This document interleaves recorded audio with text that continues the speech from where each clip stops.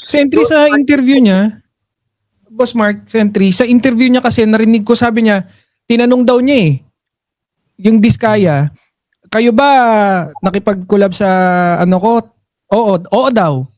Natapos nyo ba? Oo. Nagagamit? Napapakinabangan? Oo. Anong problema? Sabi niya Kayo yun. Sa press con. Kayo yung nag-uusap. Di ba? Tapos tinanong nga niya, may tanong pa siya. Ako ba ay nag-influensya doon sa pagkuha ng kontrata nila? Oo, ang sagot doon. Kasi hindi makukuha ng mga anak pero nung tatay at kapatid niya. Pero ang sagot niya sa sarili niya, tanong, hindi. Ikaw yun. Pero nakalagay nga sa plunder law, kahit ano pang sabihin mo, pagka pamilya kayo within first degree of consanguinity and affinity at nagbinipisyo kayo illegally, yun, plunder yan. Maliwanag. Saka, sabi nyo nga po, di ba, class B lang yung ano nila, yung lisensya nila. To have that project, kailangan AAA. So, paano ngayon, ang tanong doon, paano ngayon maipapasok o tatanggapin yung na kayo ang gumawa ng proyekto kung class B lang kayo? Baka may tulong si Senator Bongo. Kaya kailangan nila yung CLTG, kailangan niya ng AAA naka-joint venture. Diyan na ngayon papasok yung Diskaya. Ayun. At meron tayo nakuha na partnership ng Diskaya and yung kumpanya ng tatay at kapatid ni Bongo, nagpapalitan CLTG, Alprego Builders, total mga 800 million mahigit yung partnership nila sa Diskaya. Tapos ngayon, ito sabi mismo to ni Mayor Vico Soto, na kasi nakalaban niya si Diskaya doon sa Pasig. So nag-research sila. Ito nung 2016 talagang lumaki yung negosyo niya at inamin niya rin yan ni Diskaya sa Senate hearing 2016. At based dun sa research nila, Mayor Vico Soto, ang nasa likod nito, ang pinakang patron nito ay si Bongo. Diba? At ito, ang mismong sinabi ni Ombudsman Boying Rimulya, ang nasa likod ni Diskaya, ng mga Diskaya, ay si Bongo. Wow. Hindi naman niya sasabihin niya ng walang basihan. At kung titignan natin ganito, naalala nyo nung nilabas ni Marcoleta yan si Diskaya? Parang nakita nyo, ang lahat ng sinasabi niya tungkol sa 2022 to present. Wala siyang sinasabing mga anomalya dun sa parang mga santo itong mga nakaraang administrasyon. Hindi. Kasi makita nyo, talagang nung time na yun, hindi lang pumuputok pa na ganito, hindi pa na-discover, no? At in-announce nga ni President Marcos mismo yung ganyang kalakaran, kaya tayo na-imbestiga. Pero sa kanila, dahil nakikinabang sila, hindi nila iniimbestigahan. Ganun po yun. Sentry doon sa 800 million na joint nila ng Diskaya at meron po bang mga nakita na mga ghost project or mga flood control or mga substandard doon sa mga proyekto nila na yun?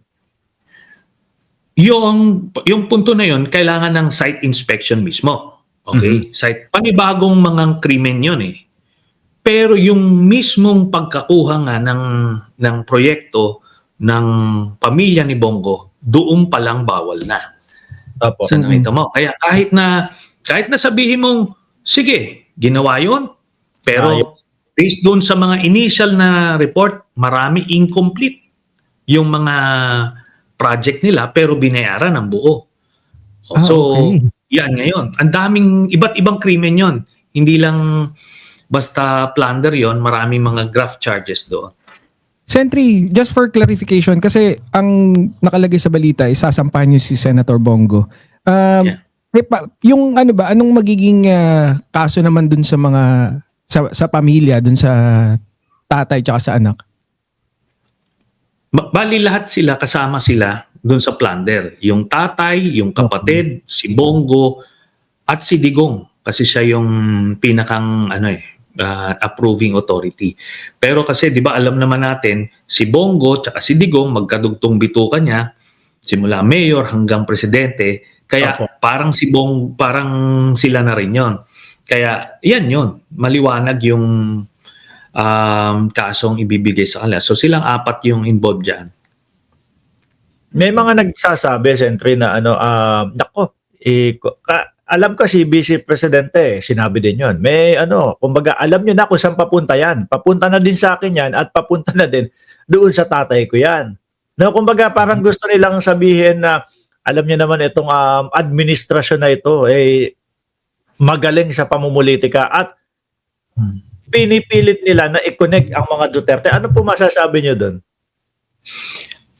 Alam nyo, ganito kasi, di ba? Nung pumutok itong issue na to, lahat tayo gusto natin malaman kung gaano kalawak at gaano kalalim ito at kung saan ito nagsimula. Dito nga lumalabas na itong kay Mayor Vico Soto, sabi si Bongo ang backer ng Diskaya, sabi ni Ombudsman Remulla, ang backer ni Yusek Bernardo at ni Diskaya ay si Bongo. So, kailangan mo talagang pumunta doon. 'Di ba? Tapos sabi rin ni President Marcos, yung past 10 years ang sisimulan simulan ng 2016 hanggang present. Apo. So pag mag-iimbestiga ka talaga, chronological naman yung order. Hindi ba sisimulan mo doon simula? Hindi pwedeng may 2022 ka, biglang 2025, tapos biglang Ganun lang. hindi. Ayusin mo yung investigasyon mo, simula mo ng 2016 para makita mo saan ba ito nagsimula. At ito yan, na-mention ko si Yusek Bernardo, base dun sa mga nakakalap na impormasyon, ito pa lang si Yusek Bernardo ay si Bongo mismo ang nagtalaga bilang Yusek ng DPWH. Galing yan dati sa city engineer ng Manila, nilagay yan siya dyan. Kaya, talagang yan yung point man nila nung panahon ni Duterte. Pero tignan mo yung kanyang testimonya sa Senado, hindi minention yun. Di ba? Puro lang present administration. Kaya alam mong may manipulasyon na ginagawa. Kaya ang dapat dito, hindi muna tanggapin niyang mga yan sa Witness Protection Program unless sabihin talaga nila yung buong katotohanan na nagsimula doon sa Duterte administration. Opo, tsaka Sentry, yung ICI, 'di ba, gumagana ngayon no? Madami nagsasabi sana i-public nila yung pinaka-investigasyon ng ICI. Ano po masasabi nyo doon? At kung sakali na kayo ay maimbitahan doon, ano po ang kumbaga, kasi madaming sumisigaw na sana si Senator Trillanes makasama doon sa investigador. Bilang hindi na po kayo politiko ngayon, 'di ba, ang sabi ng Pangulo, kailangan walang politiko. Kaya nga si Magalong